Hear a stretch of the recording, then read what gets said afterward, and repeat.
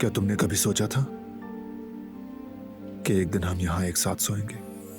पहले ही ऐसे लोगों के लिए बहुत दुख झेल चुकी हूँ जो इस लायक नहीं थे। मुझे माफ कर दीजिए अम्मी जान।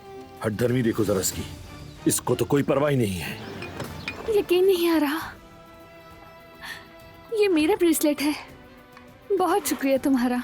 तुमने हमारे लिए इतना कुछ किया है जिहान, बस ये शुक्रिया के तौर पर है, कोई खास चीज नहीं है।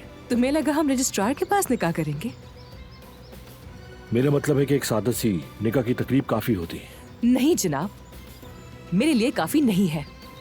मैं पहली बार शादी कर रही हूँ। माजरत चाहती हूँ फिराद साहब, आपको अब तक मुबारकबाद नहीं दे सकी थी। वैसे आप दोनों की क्या शानदार जोड़ी है, जैसे एक दूसरे के लिए ही बने हो। और ये बात बिल्कुल सच है।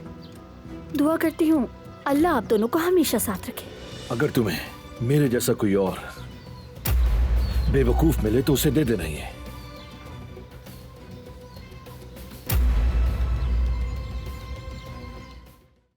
वो कहानियाँ अधूरी जो न हो सके कि पूरी, उन्हें मैं भी क्यों सुनाऊं, उन्हें तुम भी क्यों सुना।